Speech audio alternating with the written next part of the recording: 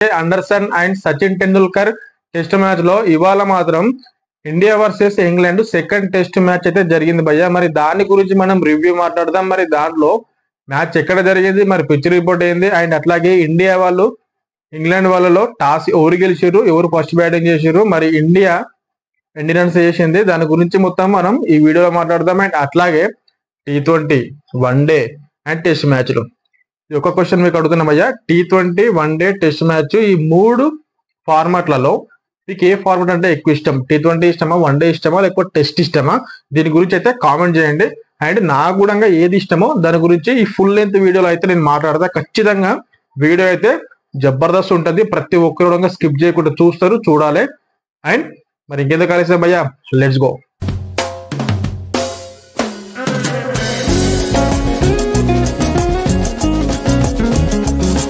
Hello, welcome back to Kiran crazy reviews. First of all అయితే నా వీడియోను కనుక కొత్త వాళ్ళు చూసే మాత్రం ఖచ్చితంగా సబ్స్క్రైబ్ చేసుకొని పెట్టుకోండి భయ్య. అట్లాగే ఈ వీడియో కనుక మీకు నచ్చినట్లయితే లైక్ చేయండి, కామెంట్ చేయండి, షేర్ చేయండి. అండ్ మనం డైరెక్ట్ గా టాపిక్ లోకి వెళ్ళిపోతే India versus England second match. First match లో అయితే ఇంగ్లాండ్ వాళ్ళు అయితే విన్ అయ్యారు. వాళ్ళు ఫస్ట్ మ్యాచ్ లో విన్ అయ్యారు, ఒక్క మ్యాచ్ లీడ్ తో అయితే వాళ్ళు ఉన్నారు. ఎందుకంటే 5 టెస్ట్ మ్యాచ్లు జరగబోతున్నాయి, దాంట్లో ఇప్పుడు సెకండ్ మ్యాచ్ ఇవాళ. అండ్ ఫస్ట్ డేలో ఫస్ట్ ఇన్నింగ్స్ లో ఫస్ట్ టాస్ ఎవరు గెలిచారు అంటే ఇంగ్లాండ్ వాళ్ళు టాస్ గెలిచారు. బెర్మింగ్హామ్ లో మ్యాచ్ జరగబోతుంది. మరి అక్కడ పిచ్ ఎట్లా ఉంది అని అంటే ఖచ్చితంగా మంచి బ్యాటింగ్ పారడైస్ అని చెప్పుకోవచ్చు. అక్కడ వర్షం పడే ఆలోచనే లేదు. ఫస్ట్ మ్యాచ్ లో కనీసం వర్షం పడ్డది, కనీసం మబ్బులు వచ్చినాయి. ఆ మబ్బులు రావడం వల్ల పిచ్ ఏమైనా చేంజ్ అవుతుంది అని చెప్పేసి అనుకున్నాం, కొంచెం చేంజ్ అయింది. కానీ ఇక్కడ మాత్రం అలాంటిది ఏం లేదు భయ్య, మంచి batting Paradise. And England same as usual గా ఫస్ట్ మ్యాచ్ లో ఏదైతే చేసిందో, టాస్ గెలిచిన తర్వాత వాళ్ళు బౌలింగ్ అయితే తీసుకున్నారు. అండ్ ఇప్పుడు కూడా సెకండ్ మ్యాచ్ లో కూడా సేమ్ బౌలింగ్ తీసుకున్నారు భయ్య. ఎందుకంటే ఫోర్త్ ఇన్నింగ్స్ లో బ్యాటింగ్ ఉందనుకో చాలా ఈజీ అయిపోతుంది. ఎందుకనంటే టార్గెట్ ఎంతనో చూసుకొని ఆడుకోవచ్చు. టార్గెట్ ఎక్కువ ఉంటే మంచి కొంచెం ఫాస్ట్ గా ఆడవచ్చు, టార్గెట్ తక్కువ ఉంటే మంచి చూసుకొని విన్ అవ్వచ్చు అని చెప్పేసి ఎవరైనా అనుకునేది. అండ్ ఇంగ్లాండ్ కూడా అదే అనుకుంది. ఫోర్త్ ఇన్నింగ్స్ మళ్ళీ వాళ్ళు ఆడదాం అనుకున్నారు, వాళ్ళు టాస్ గెలిచి బౌలింగ్ అయితే తీసుకున్నారు. అండ్ నెక్స్ట్ మరి ఇండియా ఫస్ట్ బ్యాటింగ్ అయితే వచ్చింది. ఫస్ట్ ఇన్నింగ్స్ లో మరి ఇండియా స్కోర్ ఎంత చేసింది, మనం టోటల్ స్కోర్ గురించి మాట్లాడదాం. అండ్ అట్లాగే మంచి బ్యాటింగ్ పర్ఫార్మెన్స్ ఎవరు చేశారు, అండ్ ఇంగ్లాండ్ నుంచి బెస్ట్ బౌలింగ్ పర్ఫార్మెన్స్ ఎవరు చేశారు, ఓవరాల్ ఫస్ట్ ఇన్నింగ్స్ గురించి మనం మాట్లాడదాం. దీనికంటే ముందు ఇండియన్ ప్లేయింగ్ 11 లో కొంచెం మార్పులు అయితే వచ్చినాయి భయ్య, కొంచెం చేంజెస్ అయితే చేసారు. ఎవరెవరిని చేంజెస్ చేశారు అని అంటే ముగ్గురిని చేంజ్ చేశారు మొత్తం. జస్ప్రీత్ బుమ్రా అయితే ఆడట్లేడు ప్లేయింగ్ 11 లో, అండ్ సాయి సుదర్శన్ ఆడట్లేడు, అండ్ షాదుల్ ఠాకూర్ ఆడట్లేడు. షాదుల్ ఠాకూర్ కి ఫస్ట్ మ్యాచ్ లో ఛాన్స్ ఇచ్చారు, అయినా కానీ మంచిగా యూజ్ చేసుకోలేకపోయారు. మంచి బౌలింగ్ నుంచి అండ్ బ్యాటింగ్ నుంచి ఎలాంటి పర్ఫార్మెన్స్ కూడా రాలేదు షాదుల్ ఠాకూర్, కాబట్టి రీప్లేస్మెంట్ అయితే చేశారు. మరి ఈ ముగ్గురు ప్లేస్ లో ఎవరిని రీప్లేస్మెంట్ చేసిరు అని అంటే Nitish Kumar Reddy allrounder, and Washington Sundar allrounder, and Akash Deep Jasprit Bumrah place లో ఆకాష్ దీప్ ని తీసుకొచ్చారు. సాయి సుదర్శన్ ప్లేస్ లో మాత్రం ఎన్కేఆర్ ని తీసుకొచ్చారు, నితీష్ కుమార్ రెడ్డిని. అండ్ వాషింగ్టన్ సుందర్ షాదుల్ ఠాకూర్ ప్లేస్ లో వాషింగ్టన్ సుందర్ అయితే తీసుకొచ్చారు. మరి ఈ ముగ్గురిని తీసుకురావడం మరి ఇండియాకి అడ్వాంటేజ్ అవుతుందా? మరి మంచి బ్యాటింగ్ మంచి బౌలింగ్ పర్ఫార్మెన్స్ అయితే వీళ్ళు ముగ్గురు ఇవ్వగలుగుతారా? ఒకసారి మనం ఈ మ్యాచ్ అయిపోయినాక, అంటే ఈ టెస్ట్ మ్యాచ్ మొత్తం అయిపోయినాక మనం మాట్లాడవచ్చు. ఎందుకంటే ఒకవేళ ఇండియా కనుక ఈ టెస్ట్ మ్యాచ్ గెలిచింది అనుకో, అప్పుడు 1-1 తోని సిరీస్ అయితే లేవల్ చేయొచ్చు. అలాంటి అడ్వాంటేజ్ ఇండియాకి అయితే ఉన్నది. ఖచ్చితంగా గెలవాలా, ఎందుకంటే ఇంగ్లాండ్కి వెళ్ళి మన ఇండియా వాళ్ళు గెలిస్తే చాలా మంచిగా ఉంటది. అండ్ అట్లాగే యంగ్ టీం కాబట్టి. అండ్ ఇప్పుడు ఈ మ్యాచ్ లో బుమ్రా కూడా లేడు. మరి గౌతమ్ గంభీర్ ప్లేయింగ్ 11 లో ఎక్కడనో తేడా కొడుతుంది భయ. ఎందుకంటే ప్లేయింగ్ 11 సెలెక్షన్ లో ఎక్కడనో తేడా కొడుతుంది. మరి నాకే కొడుతుందా, మీకు కూడా ఏమైనా కొడుతుంది? ఎందుకంటే సెలెక్షన్ లో మంచి సెలెక్షన్ చేయలేకపోతున్నారు. అండ్ హర్షదీప్ సింగ్ ఉన్నాడు, హర్షిత్ రాణా ఉన్నాడు. హర్షదీప్ సింగ్ ని ఎందుకు తీసుకొస్తలేరు? ప్రసిద్ధ్ కృష్ణ ఉన్నాడు ప్లేయింగ్ 11 లో. ప్రసిద్ధ్ కృష్ణ ప్లేస్ లో హర్షదీప్ సింగ్ ని తీసుకొస్తే మంచిగా ఉండనేమో అని చెప్పేసి నాకైతే అనిపించింది. ఎందుకంటే హర్షదీప్ సింగ్ మంచి బౌలింగ్ వేయగలుగుతాడు. అండ్ మొహమ్మద్ సిరాజ్ ఉన్నాడు, హర్షదీప్ సింగ్ తోటి మొహమ్మద్ సిరాజ్ మంచి బౌలింగ్ వేయగలుగుతాడు. అండ్ ఎన్కేఆర్ తీసుకొచ్చారు కదా, మరి ఎన్కేఆర్ ఏ విధంగా పర్ఫార్మెన్స్ ఇచ్చిండో మరి ఈ మ్యాచ్ లో మనం దాని గురించి అయితే మాట్లాడదాం. ఫస్ట్ ఆఫ్ ఆల్ అయితే చేంజెస్ అయితే ఇవి భయ్య. అండ్ ఇప్పుడు నెక్స్ట్ ఫస్ట్ బ్యాటింగ్ వచ్చిన తర్వాత బెస్ట్ బ్యాటింగ్ పర్ఫార్మెన్స్ చేసిందంటే SSC Jaiswal and Shubman Gill and Ravindra Jadeja. Karun Nair కొంచెం అంతో ఎంతో కొంచెం పర్ఫార్మెన్స్ ఇచ్చి అయితే అవుట్ అయిపోయాడు. అండ్ ఇక్కడ ఈ నలుగురులో మరి మన ఇండియా నుంచి సెంచరీ చేసింది ఎవరంటే first of all captain Shubman Gill. నిజంగా నీకు హ్యాట్స్ ఆఫ్ భయ్యా, అసలు ఏం ఆడుతున్నావో తెలుసా. ఫస్ట్ మ్యాచ్ లో ఏ విధంగా అయితే సెంచరీ చేసినావో అండ్ సెకండ్ మ్యాచ్ లో కూడా అదే విధంగా సెంచరీ చేసి రాజుకి నిజంగా యువరాజు, ఆ రాజు ఎట్లా ఆడిండో సేమ్ అదే విధంగా యువరాజు కూడా ఒక్కొక్క బౌండరీ కొడతా ఉంటే విరాట్ కోహ్లీ గుర్తొస్తున్నాడు. ఒక్కొక్క డిఫెండింగ్ శుభ్మన్ గిల్ ఏ విధంగా అయితే డిఫెండ్ చేస్తున్నాడో బాల్ ని, అప్పుడు విరాట్ కోహ్లీ మనకు గుర్తొస్తా ఉన్నాడు. అండ్ శుభ్మన్ గిల్ సెంచరీ చేసిన తర్వాత కూడా మనకు విరాట్ కోహ్లీ గుర్తొస్తా ఉన్నాడు. అండ్ ఆ రాజుని ఈ యువరాజులో చూసుకోవాలి మనం, అంతే. ఇంకా మనం ఏం చేయలేము. ఎందుకనంటే విరాట్ కోహ్లీ టెస్ట్ మ్యాచ్లలో లేడనంటే మనకు అసలు అది జీర్ణించుకోలేని విషయం, అసలు చూడబుద్ధి కూడా కాదు నిజం చెప్పాలంటే. కాకపోతే మనమందరం true cricket fans, true Indian fans కాబట్టి ఖచ్చితంగా ప్రతి మ్యాచ్ కూడా చూడగలుగుతాం. కాబట్టి శుభ్మన్ గిల్ అయితే సెంచరీ చేసిండు, మంచి పర్ఫార్మెన్స్ ఇచ్చిండు, మంచి కెప్టెన్ నాకైతే ఆడుతున్నాడు Shubman Gill.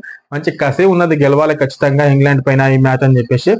And first Yashasvi Jaiswal 87 runs చేసిండు. 87 రన్స్ తర్వాత బెన్ స్టోక్స్ చూసి అవుట్ అయిపోయిండు.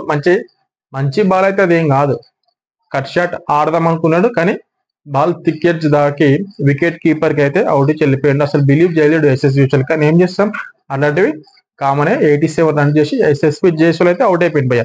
అండ్ అక్కడ నుంచి చూసుకోండి ఇంకా వికెట్లు అయితే టకటగా పడిపోతున్నాయి. రిషబ్ పంత్ అవుట్ అయిపోయిండు, కరుణ్ నాయర్ అవుట్ అయిపోయిండు. దాని తర్వాత వచ్చిన ఎన్కేఆర్ నితీష్ కుమార్ రెడ్డి నిజంగా ఇలాంటి పర్ఫార్మెన్స్ అయితే లేదు. ఏదైతే బాల్ వేసిండో Chris Woakes outside off stump, అక్కడ నుంచి బాల్ అవుట్ స్వింగర్ అనుకున్నాడు కానీ అది ఇన్ స్వింగర్ అయింది. బాల్ ని లెఫ్ట్ చేసిండు, అంటే వదిలేసిండు బాల్ ని. ఆ వదిలేసిన బాల్ డైరెక్ట్ వచ్చి స్టంప్స్ కి దాకింది భయ్య. చూసుకోండి, అక్కడ ఒకవేళ బాల్ అయితే స్టంప్స్ కి దాకకుండా వెళ్ళిపోయారంటే అబ్బా మంచిగా వెల్ లెఫ్ట్ చేసిందని చెప్పేసి అందరం అనుకుంటాం. కానీ అక్కడ వెల్ లెఫ్ట్ కాలేదు, వదిలేసిన బాల్ వెళ్ళి స్టంప్స్ కి దాకింది. కాబట్టి ఇప్పుడు ఇక్కడ మనం మాట్లాడదాం, నితీష్ కుమార్ రెడ్డి అసలు ఎందుకు సెలెక్షన్ చేసిర్రు, అసలు ఏ పర్ఫార్మెన్స్ ఇస్తున్నాడు, అనవసరమైన సెలెక్షన్, అసలు సెలెక్షన్ రావట్లేదు సెలెక్షన్ టీమ్ కి అని చెప్పేసి చాలా మంది చాలా మాటలు మాట్లాడతారు. ఎందుకనంటే నితీష్ కుమార్ రెడ్డి పర్ఫార్మెన్స్ కూడా సేమ్ అదే విధంగా ఉంది. ఎప్పుడైతే ఆస్ట్రేలియాలో సెంచరీ చేసిండో అక్కడి నుంచి ఇప్పటి వరకు అయితే ఎలాంటి మంచి పర్ఫార్మెన్స్ అయితే నితీష్ కుమార్ రెడ్డి నుంచి రాలేదు. అండ్ ఐపీఎల్ మెయిన్ దానికి కారణం. ఐపీఎల్ లో కూడా ఎలాంటి పర్ఫార్మెన్స్ లేదు, అక్కడ బౌలింగ్ కూడా ఇవ్వలేడు ప్యాట్ కమిన్స్. అక్కడ నుంచి చూసుకో స్టార్ట్ అయిపోయింది, అక్కడ పర్ఫార్మెన్స్ లేదు అండ్ ఇప్పుడు పర్ఫార్మెన్స్ లేదు. నితీష్ కుమార్ రెడ్డి చాలా మంచి అవకాశం ఇది. ఎందుకనంటే ఫస్ట్ ఇన్నింగ్స్ లో మాత్రమే నీ పర్ఫార్మెన్స్ మంచిగా లేదు, సెకండ్ ఇన్నింగ్స్ అండ్ ఈ ఫస్ట్ ఇన్నింగ్స్ లో కూడా నువ్వు బౌలింగ్ అయితే చేయగలుగుతావు. కాబట్టి మంచి బౌలింగ్ చేసి బ్యాటింగ్ చేయకుండా మంచి బౌలింగ్ చేసే మాత్రం నిజంగా మంచి అవకాశాలు అయితే ఉంటాయి. అండ్ సెకండ్ ఇన్నింగ్స్ లో కూడా బ్యాటింగ్ వస్తుంది కాబట్టి మంచి బ్యాటింగ్ చేసి సెంచరీ చేయాలి అని చెప్పేసి అయితే అనుకున్నాం భయ్య. ఎందుకంటే మన తెలుగు స్టేట్స్ నుంచి ఇండియాకి సెలెక్షన్ అయ్యి ఆడుతుండని అది వేరే లెవెల్, అది మామూలు లెవెల్ కాదు. అండ్ అట్లాగే నితీష్ కుమార్ రెడ్డికి ఇంకా మంచి అవకాశాలు రావాలి, మంచిగా ఆడాలని చెప్పేసి అయితే నేనైతే అనుకుంటున్నాను. అండ్ ఇప్పుడు భయ్య మెయిన్ గా ఆడిందని శుభ్మన్ గిల్, యశస్వి జైస్వాల్, కరుణ్ నాయర్ 31 రన్స్ కొట్టిండు అంతే. అండ్ ఇప్పుడు రవీంద్ర జడేజా 40+ రన్స్ అయితే ఆడుతున్నాడు. ఇప్పుడు శుభ్మన్ గిల్ అండ్ రవీంద్ర జడేజా వీళ్ళిద్దరి మధ్యలో పార్ట్నర్షిప్ అయితే జరుగుతున్నది. వీళ్ళిద్దరు ఉన్నాడు. ఓవరాల్ గా 5 వికెట్లు పడిపోయినాయి ఇండియా, ఇంకా 5 వికెట్లు ఉన్నాయి. అండ్ ఈ డే 2 మొత్తం కూడా ఆ రిమైనింగ్ 5 వికెట్లతోనే డే 2 మొత్తం ఆడిందనుకో ఇండియా ఆల్మోస్ట్ ఒక 600 స్కోర్ అయితే చేయడానికి అయితే అడ్వాంటేజ్ అయితే ఉంటుంది భయ్య. ఆ 600 స్కోర్ చేసేనంటే అప్పుడు ఇండియాకి చాలా అడ్వాంటేజ్ విన్ అవ్వడానికి, కానీ అది చాలా కష్టం డే 2లో. ఎందుకనంటే శుభ్మన్ గిల్, రవీంద్ర జడేజా, నెక్స్ట్ వాషింగ్టన్ సుందర్, ఈ ముగ్గురు మాత్రమే బ్యాటింగ్ అంత ఏందో చేయగలుగుతారు. ఇంకా మిగతా వాళ్ళు ఇంకా అక్కడ వికెట్ పోవాల్సిందే. మనం అక్కడ బౌలర్ నుంచి కూడా మనం ఎక్స్పెక్ట్ చేయలేం, బ్యాటర్స్ నుంచి ఏమన్నా ఎక్స్పెక్ట్ చేయాలా మంచిగా ఆడాలంటే. వీళ్ళు ముగ్గురు కనుక మంచి పర్ఫార్మెన్స్ ఇచ్చి మంచిగా ఆడారంటే నిజంగా మిరాకిల్. అది డే 2 మొత్తం ఆడారంటే ఇండియా 600 రన్స్ అయితే ఖచ్చితంగా చేస్తుంది. 600 రన్స్ చేసిందంటే విన్ అవ్వడానికి చాలా అడ్వాంటేజ్ ఉంటుంది ఇండియాకి. అండ్ ఇప్పుడు ఫస్ట్ ఇన్నింగ్స్ లో జరిగింది అయితే ఇది. అండ్ ఇంగ్లాండ్ నుంచి మంచి బౌలింగ్ చేసింది ఎవరనంటే నాకైతే అనిపిస్తుంది క్రిస్ వోక్స్ భయ్య. Chris Woakes KL Rahul out చేసిండు బౌల్ చేసి. అండ్ నెక్స్ట్ నితీష్ కుమార్ రెడ్డిని అవుట్ చేసిండు బౌల్ చేసి 2 వికెట్స్ తీసుకుంటూ. అండ్ బెన్ స్టోక్స్ కూడా యశస్వి జైస్వాల్ అవుట్ చేసిండు. అసలు అది వికెట్ బాలే కాదు, కానీ బెన్ స్టోక్స్ మంచి బౌలింగ్ చేసి ఎస్ఎస్వి జైస్వాల్ అయితే అవుట్ చేసిండు. అవుట్ అయినాక మంచి రియాక్షన్స్ బెన్ స్టోక్స్ నుంచి అసలు అసలు అది అవుట్ అవ్వాల్సిన బాలే కాదు, అయినా కానీ అవుట్ అయిపోయింది ఎస్ఎస్వి జైస్వాల్. దాన్ని ఏం చేయలేము మనం, అది సహజమే క్రికెట్లలో. అండ్ నెక్స్ట్ ఈ ఇద్దరు నుంచి అయితే మంచి బౌలింగ్ పర్ఫార్మెన్స్ అయితే ఉన్నది భయ్య, జబర్దస్త్ బౌలింగ్ అయితే చేసిర్రు.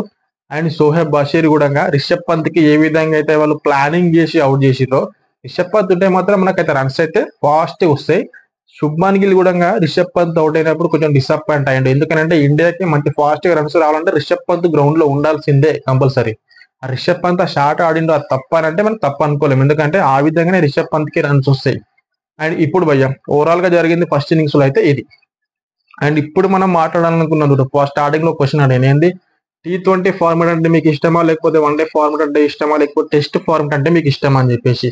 అండ్ ఇక్కడ నేను నాకు ఇష్టమైంది ఏంటంటే, నాకు ఇష్టమైంది ఏది అని అంటే ఓవరాల్ గా అందరం అనుకుంటాం T20 అంటేనే ఇష్టం ఉంటుంది, ఎందుకంటే తక్కువ టైం తక్కువ ఓవర్స్ మంచి 6 4 చూడొచ్చు, మంచి ఎంటర్టైన్మెంట్ ఉంటది అని చెప్పేసి అయితే అనుకుంటాం. ప్రతి ఒక్కరు కూడా అదే అనుకుంటాం. కాకపోతే as a true cricket fan గా, యాజ్ ఏ క్రికెట్ గురించి అన్ని తెలిసినోడు ఖచ్చితంగా టెస్ట్ క్రికెట్ ని కూడా చాలా ఎంజాయ్ చేయగలుగుతారు భయ్య. ఒక్కొక్క బాల్ కూడా లైవ్ చూడగలుగుతారు. నేనైతే లైవ్ చూస్తా భయ్య. నీకు దండంరా స్వామి అనుకునే వాళ్ళు కూడా ఉంటారు. టెస్ట్ మ్యాచ్ ని కూడా లైవ్ చూడాలంటే నిజంగా ఈ మధ్య యూట్యూబ్ లో కానీ ఇన్స్టాగ్రామ్ లో కానీ షార్ట్ రీల్స్ వచ్చిన తర్వాత మనకు పేషెన్సీ అనేది చాలా తక్కువైపోయింది. ఇప్పుడు టెస్ట్ మ్యాచ్ నుంచి మనం నేర్చుకోవాల్సింది ఒకటి భయ్య, పేషెన్సీ. మనం పేషెన్సీగా ఆడితేనే మాత్రం మనకు రిజల్ట్స్ వస్తాయి. సెంచరీ చేయాలంటే అంత ఈజీ కాదు. టెస్ట్ మ్యాచ్లలో చాలా పేషెన్సీ చూపించాలా. మంచి మంచి బాల్స్ ని కూడా డిఫెండ్ చేయాల్సి వస్తుంది, మంచి మంచి బాల్స్ ని లెఫ్ట్ చేయాల్సి వస్తుంది. అక్కడైతే వెల్ లెఫ్ట్ చేస్తుంది చూడు, అది కూడా వెల్ లెఫ్ట్ అంటారు. నువ్వు బాల్ ను వదిలేస్తే కూడా వెల్ లెఫ్ట్ అంటారు. అదే T20లా నువ్వు బాల్ ని వదిలేస్తే మాత్రం బాల్ ను వదిలేసిండ్రా బై, డార్లు చేస్తున్నాడు బై అన్ని, అసలు బాల్ కూడా టచ్ చేయడానికి వస్తలే అని చెప్పేసి మాట్లాడతారు. అది కాదు టెస్ట్ మ్యాచ్ అంటే. టెస్ట్ మ్యాచ్ ఈజ్ ఓన్లీ పేషెన్సీతో ఆడితేనే మాత్రం మనం అక్కడ మ్యాచ్ గెలవగలుగుతాం. చాలా ఇరిటేషన్స్ గా ఉంటది, అసలు వికెట్లు పడవు, ఎనర్జీ ఉండదు, ఇదేంద్ర బై మ్యాచ్ అని చెప్పేసి అనిపిస్తుంది. కానీ అక్కడి నుంచి కూడా మనం అక్కడ నిలబడి అక్కడ పేషెన్సీతోని ఆడితేనే మనకు ఖచ్చితంగా విజయం అనేది వస్తుంది భయ్య.